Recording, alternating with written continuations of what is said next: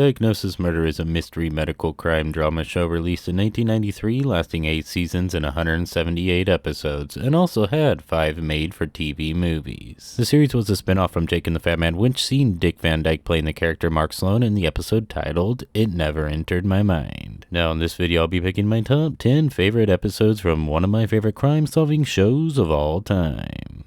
So let's get this thing started.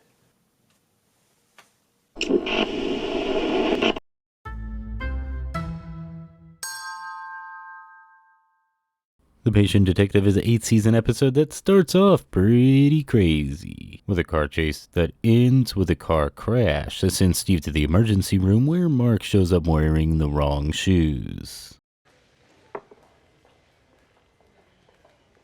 Then later that night, Steve thinks he sees someone being murdered. And if that wasn't enough, Jesse seems to be taking part in insider trading. It's more like standing on the outside, peeking in through the door trading. And all of this happens within the first 5 minutes of the episode. Crazy. I need backup. There's been a murder. At first, Mark and everyone think that Steve was just hallucinating, but he starts to piece things together in his head. Steve. What's great about this episode is everything going on connects together in the mystery you're trying to figure out as you're watching the episode. Steve's car crash led him to the hospital where he witnessed someone being murdered, which connects to Jesse's insider trading on a drug they're testing to help treat cancer. As the guy Steve seen injecting someone with a staph infection, which is what we eventually learned Steve saw, is someone who also invested in the drug because of Jesse's advice. Who is this man who did the dirty deed?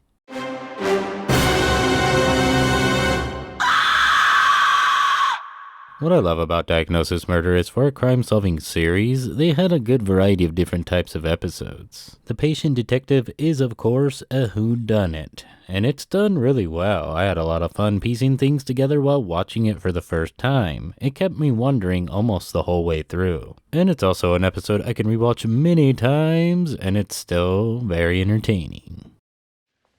Those are great looking shoes. Yeah, I got another pair just like them at home.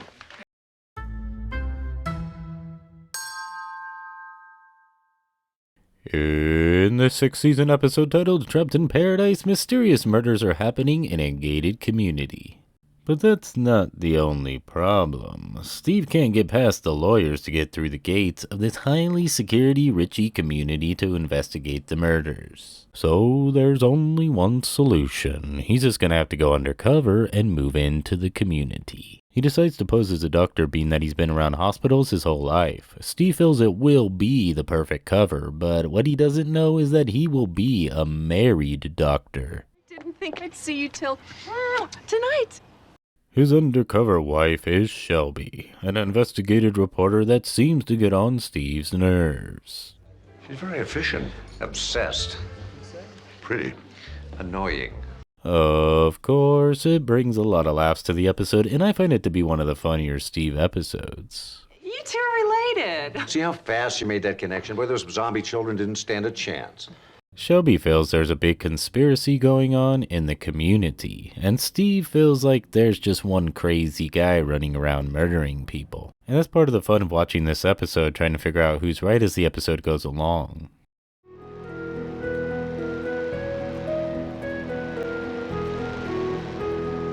Yeah, I think I might have to go with Shelby on this one. Sorry, Steve, these people seem pretty suspicious. The conspiracy gets even weirder after they throw a party to get everyone's fingerprints and get shocking news back about who the fingerprints belong to. Deceased? What's going on? All the guests at the party were already dead. Trapped in Paradise is of course a whodunit, and done really well. It really keeps you wondering and intrigued the entire time. And they kept that a secret even though they lived across the street from each other? Why? What the hell is going on? I actually like the Steve and Shelby character on screen together, whether they're getting on each other's nerves or, well, you know.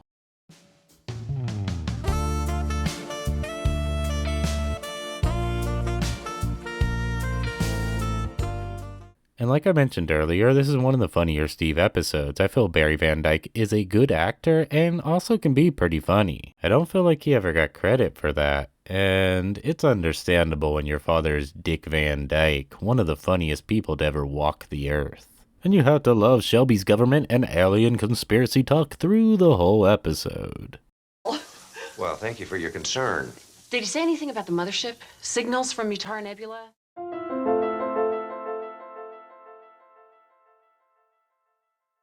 This top 10 episode video will continue after this short break. Where there's crime, we don't have enough to turn over to the cops. There's only one cure. I'm Dr. Mark Sloan. In fact, Sloan fancies himself some sort of sleuth. And now, back to the video.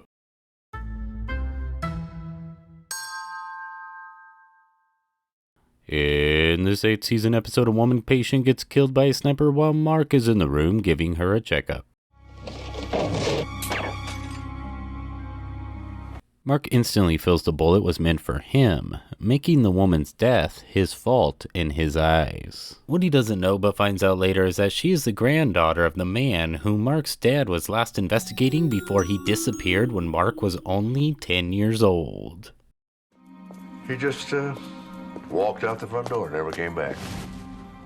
You see, her grandfather was being accused of murdering his wife, and Mark's dad was investigating the murder. And just disappeared one day, which left Mark feeling his father abandoned his family, but never knew why. What we find out is that Jolie, the granddaughter who was murdered, didn't feel like her grandpa had done the deed. Which means she was probably going to Mark for more than just a checkup. And now that she's been murdered, it seems she was probably right about her grandfather's innocence. Of course Mark is feeling he must find out what happened to his father. I mean, why did he disappear? And what was going on in the case he was investigating all those years ago? But if you're lying, there's nothing we can do. Mark has understandably been upset all these years at his father for leaving him and his mother alone. It even kept him from being a police officer himself. Now what he learns in this episode will shock you, and if you haven't seen it, it's a must watch. All the answers to all the questions lies in the episode, so go watch it. And if you have seen it, go watch it again. It's that good. Everything about Sins of the Father is top notch. The story, the mystery, the suspense, it's all here, and I'm also a big fan of the black and white flashback shots.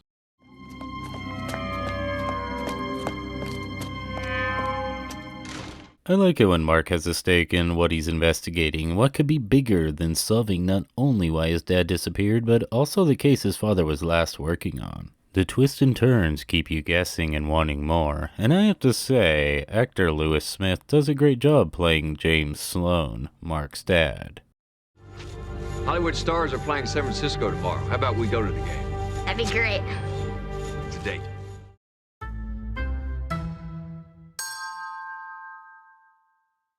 A TV producer wants to make a show based off of Mark, a doctor crime-solving sleuth. You know, just like the show you're actually watching called Diagnosis Murder, but Mark doesn't feel like that's such a good idea. And when the first woman to be a TV executive cancels a popular show, Space Cop, and then dies from a heart attack while watching a pretty bad TV show. You're all under arrest. What? This sucks. She's dead. Amanda feels it was no accident. Pills replaced with sugar pills. This was murder. Did you say murder?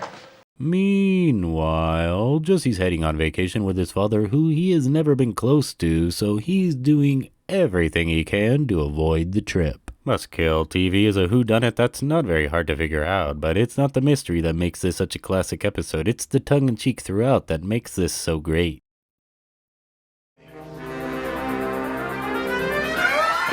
Jack, you know CPR? Are you kidding? I've done 5 medical shows. Call an ambulance. The long list of TV actors who are playing themselves in this episode is amazing. The guy from Days of Our Lives, that one dude from Chips, yeah, that guy. Dr. Joyce Brothers, the lady who plays Dr. Quinn Medicine Woman, and of course Carl and Urkel. Now I actually know the actors and actresses' real names, but this is just how I talk sometimes. I don't know why, I just do. Urkel and Winslow for hire. Tough, gritty private eyes taming the mean streets with their unique brand of crime fighting. There are so many funny moments in this episode, one being Steve mentioning Airwolf as being a classic everyone will remember. So why is this funny? Well, because Barry Van Dyke, the actor playing Steve, starred in Airwolf. They're going to be saying Frankencop in the same breath with Police Story, Hill Street Blues, Airwolf. And then there's Frankencop. I mean, come on. Frankencop? Does it get any more classic than that? It's hilarious. Frankencop! Ready for your shot, Eric. Oh, and let's not forget the Space Cop fans. To protect other races and other faces. Diagnosis Murder did really funny episodes like this a few times throughout the series, and Must Kill TV is an example of them knocking it out of the park. You do all know that this is just a TV show, right?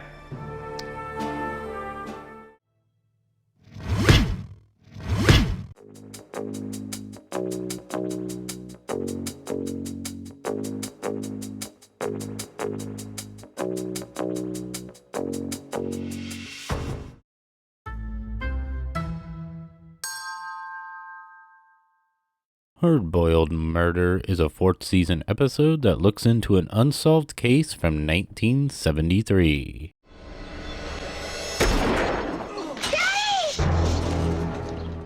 This unsolved case is of course a Mannix episode. Now, how freaking cool is that? The Mannix series is a must watch. It's my second all-time favorite show of the 1970s.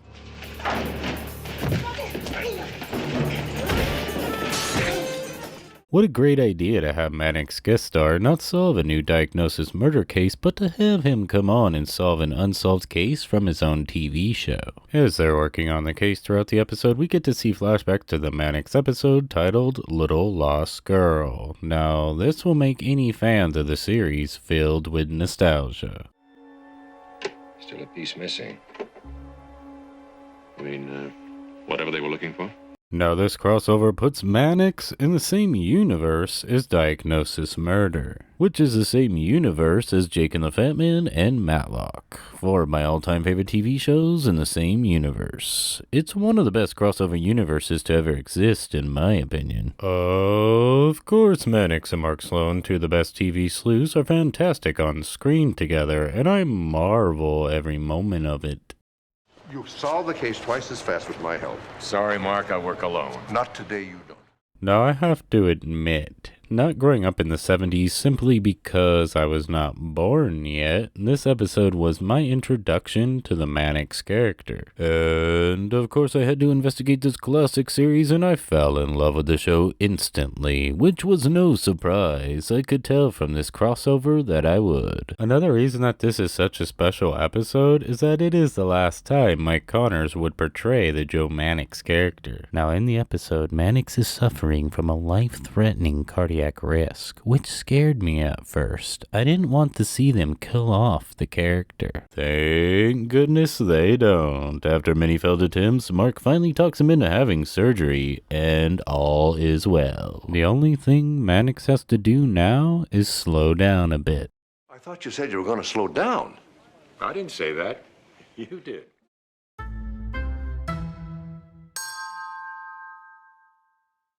When Jesse's brought up on medical malpractice charges, Mark only has one person in mind to defend his friend. Oh, my Lord.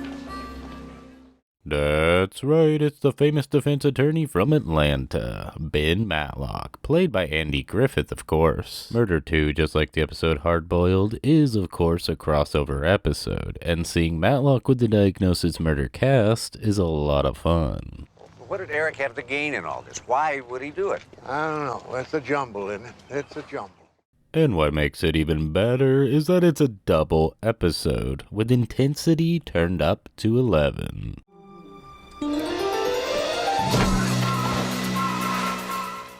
Now it does have its funny moments too, of course. You can't have Dick Van Dyke and Andy Griffith and not have funny moments.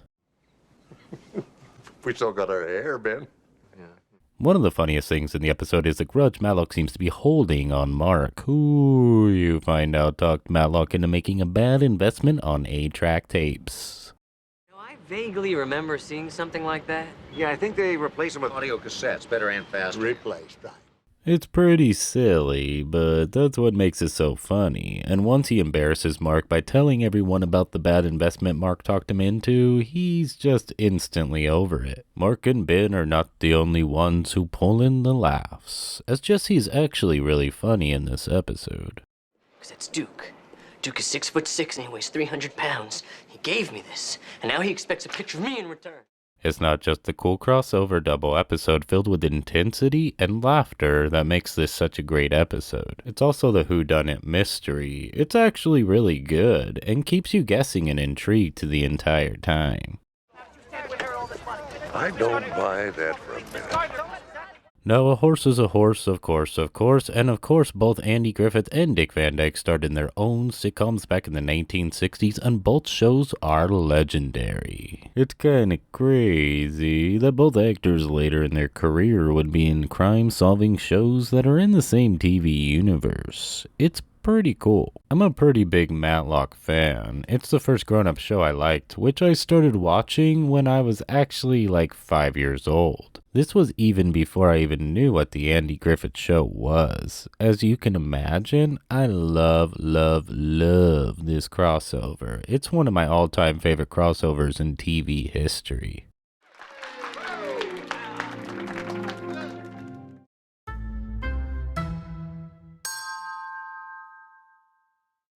Don't you love when a good mystery starts off with rain? Well, I do, and it's even better when it's rain storming through the entire episode. I don't know. It gives it a certain feeling I like. Jesse's feeling exhausted from being overworked, so Mark tells him to go home and get some rest before he starts to hallucinate. Jesse decides to head out, but before he can even make it to his car, he sees two men with a man in major cardiac arrest. No pulse, no respirations. Get a crash cart, he's in cardiac arrest. What? The two men take off and Jesse's left alone. He then panics and runs away to get a crash cart, and when he returns, the man is no longer in cardiac arrest. And Jesse swears it's not even the same man. Wait a minute, that's not him. Not who? That's not the guy. Not what guy? Mark and Amanda think Jesse's lack of sleep is making him see things, but Jesse feels they are wrong and believes what he's seen is accurate and will stop at nothing to piece this mystery together. So you're not gonna help me investigate? Go rest before the eyeballs in your head fall out. Hey, I'm fine. Meanwhile, Norman is meeting with a recent widow whose husband made annual donations to Community General that they simply need. But the widow is not exactly what Norman was expecting. By her pretty young appearance, he assumes she will know nothing about accounting. It's kind of a jerkish thing of Norman to assume. She doesn't take offense to this, but actually is attracted to Norman because he reminds her of her late husband. Even under strictly conservative standards of fiscal management, I'm impressed. Misdiagnosed Murder is a fantastic third season episode, and my second favorite Jesse episode of all time. It's what made me get over Jack leaving the show. It made me feel like, okay, alright, the Jesse character is something I can get into. Watching Jesse search for a missing corpse he believed he'd seen and coming up with the drug smuggling conspiracy as the reason the body disappeared, all while his friends are telling him he's crazy, it's just fun viewing. Oh, let's not forget that it's also storming outside while all of this is happening. It's a really good entertaining mystery that also has its funny moments. Dorothy, you get some sleep. We'll get you back to Kansas real soon. I'm gonna fight this. Some of the laughter, just like every episode he appears in, comes from Norman. When the recent widow tries to sleep with him, he runs away, feeling like she's trying to use him. But when we find out the donation and her wanting to sleep with him have nothing to do with each other, and she genuinely liked him, well, that's when we get the funniest part of the episode. You could have had... All I have is a lousy $3 million check. And now it's time for... Did You Know?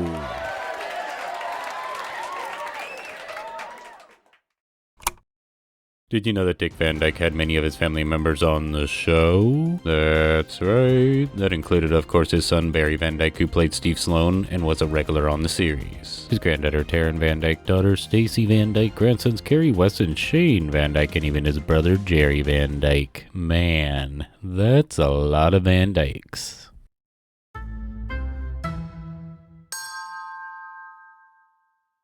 In this 6th season episode, Steve and Jesse are on vacation together. When Steve leaves to the store, Jesse all of a sudden looks like he's on an X-Files episode.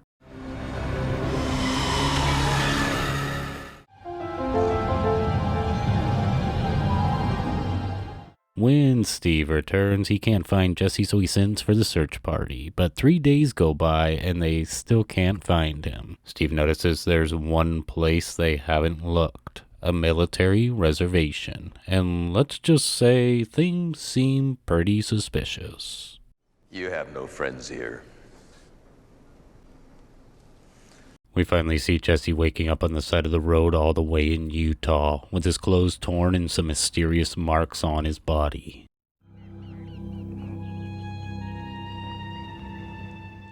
Jesse doesn't have any memories of what happened to him. But he starts to have flashbacks of what happened that night, and he learns from a strange man in a dark hallway that the truth is out there. You need to talk to people who know the truth. Jesse starts to feel like he's been abducted by aliens, and this worries Mark, who doesn't understand what's happening to his friend, but wants to figure it out. You couldn't possibly begin to understand. Why don't you let me try?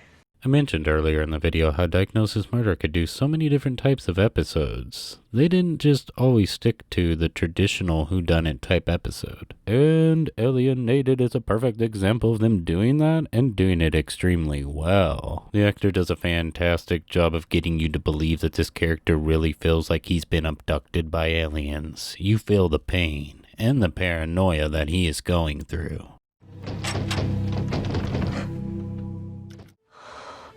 Steve, what's happening to me? The flashback scenes are some of my favorite parts with the character on the entire series.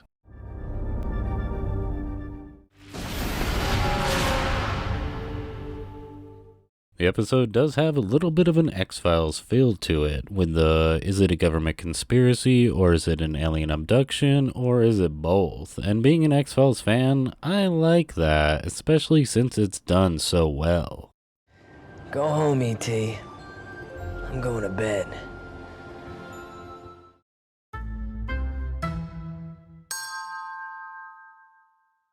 There is a lot going on in the start of the 2nd season episode. First off, it's Secretary's Day. Happy Secretary's Day! Yay! Jack is going on vacation, Norman is in love, and a dying man whispers, "Tell Georgia Jerry Mathers" in Mark's ear. Jerry Mathers, the beaver? Yeah. Clear. Huh? The beaver thing has everyone stumped. As Jack puts it, why leave it to Beaver? I could understand Star Trek, but come on, the Beav? Leave it to Beaver? It just blows my mind. We quickly learn that the man who died was a private investigator, and Georgia was his secretary, but she doesn't know what he could have meant by the Jerry Mathers thing either. The confusion just seems to keep building. So much so that Jack decides to spend his vacation trying to solve this mystery. Yeah, it's definitely the mystery. It couldn't possibly be anything else.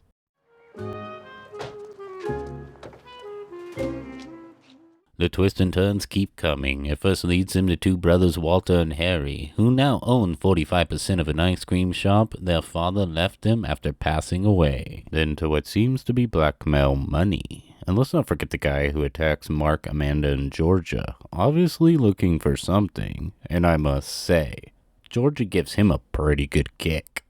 Smart broad. Oh. And then to the stepmom, the widow who seems to be the one who made it look like her stepchildren were being blackmailed and murdered, the PI, so she could take over the business. But there's only one problem. This happens.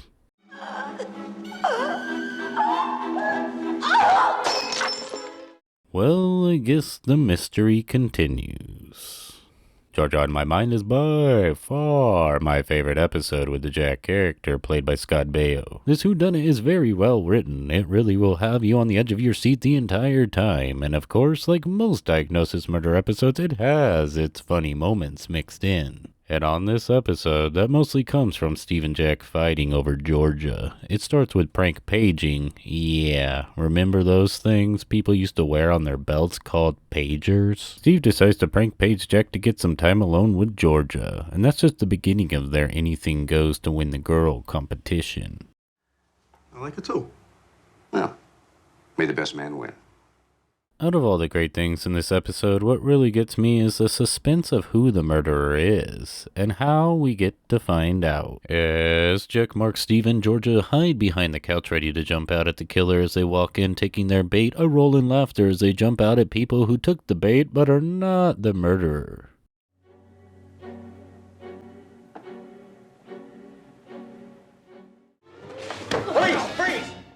The crowd of people hiding, waiting to jump out at the killer gets bigger and bigger. It's one of my all-time favorite scenes in the entire series. At the risk of repeating myself, what are you doing here? And who are you?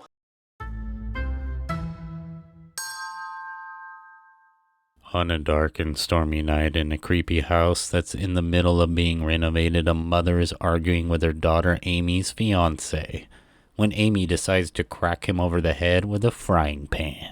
They go to hide the body when their dinner guests arrive early, who just happen to be Mark and Amanda.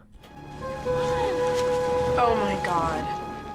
Reign of Terror takes the characters out of their usual setting of Community General and puts them in almost a Clue-type inspired episode, you know, with the multiple dinner guests and multiple murders. I think it's a lot of fun, and done really well. You know, we may have trouble getting home. Unless we swim. It has everything I want in a classic mystery with everyone stranded in a spooky house on a dark, stormy night, as interesting, strange guests keep arriving all at different times throughout. I really like all the side characters. They're all unique and interesting, fun characters that make this episode even more entertaining. They even got John O'Hurley, for crying out loud, who is pretty much a creep, I might add. Oh, if I was a corkscrew, where would I be? Not there. What's an episode like this without lots of suspicious behavior, especially since it starts with the mother and daughter hiding a body? With a lot of questions. Yeah, like why were Vivian and Amy so frantic about that closet? The edge of your seat moment, of course, comes when the body comes up missing. And that feeling builds up even more when John O'Hurley's character is murdered.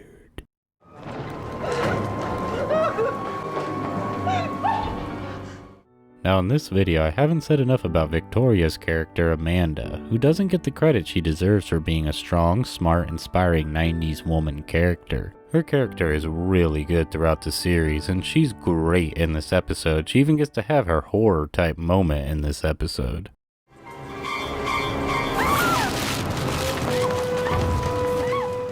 Reign of Terror is a perfect episode to watch on a dark and rainy night with all the lights turned off. It's what it's made for. Probably Pierce, let's hurry. Well, that's it. My top 10 favorite Diagnosis Murder episodes. Yours may differ, and that's totally awesome. Everyone's favorite should be what they connected to or enjoyed the most. There is no right or wrong answers. I absolutely love this show. It's actually my favorite thing that Dick Van Dyke has ever done, and I am a big fan of Chitty Chitty Bang Bang, Mary Poppins, and the Dick Van Dyke Show. But for me, this show is special, and with having a lot of his family members on the series, I'm sure the experience was super special for Mr. Dick Van Dyke. Diagnosis Murder is a series I will continue to watch every few years and never grow tired of it. It's just that good. Does it? I'm gonna go home if I have to swim the whole way. I'm right.